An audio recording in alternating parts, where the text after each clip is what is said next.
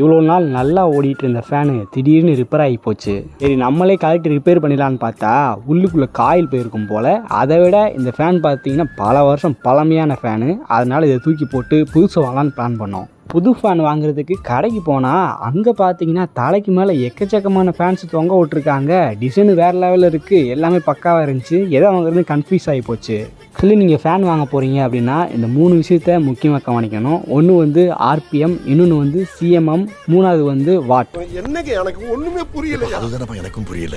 ஆர்பிஎம்னா ஒரு நிமிஷத்துக்கு அந்த ஃபேன் எவ்வளோ டைம் சுற்றுது அப்படிங்கிற கணக்கு. சிஎம்எம்னா ஒரு நிமிஷத்துக்கு அந்த ஃபேன் எவ்வளோ காற்றை வெளியிடுது அப்படிங்கிற கணக்கு.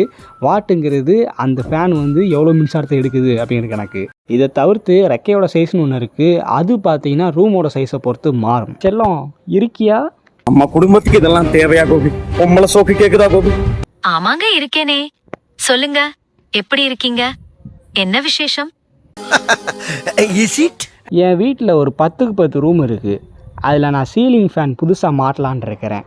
அதுக்கு தேவையான ஆர்பிஎம், சிஎம்எம், வாட் இதெல்லாம் எந்த ரேஞ்சில் வாங்கினா நல்லாயிருக்கும்? அண்ட் இந்த 10க்கு 10 ரூமுக்கு அந்த விங் சைஸ், ஃபேனோட விங் சைஸ் எப்படி வாங்கணும், என்ன சைஸில் வாங்கணும்? உங்க ரூம் சைஸுக்கு ஒரு 1200 மில்லிமீட்டர் 48 இன்ச் ஃபேன் போதுமானதா இருக்கும். ஆர்பிஎம் வந்து முட்டை ஒரு 350 இருந்து 400 ஆர்பிஎம் இருக்கிறது நல்லது. சிஎம்எம் வேல்யூ வந்து ஹையர் த சிஎம்எம் பெட்டர் தி ஏர் டெலிவரி. ஸோ ஒரு 200க்கு மேல இருக்கிறத பாருங்க. வாட்டேஜ் வந்து யூஸ்வலா ஒரு 60 இருந்து 75 வாட்ஸ் இருக்கும். எல்லாம் டெக்னாலஜி.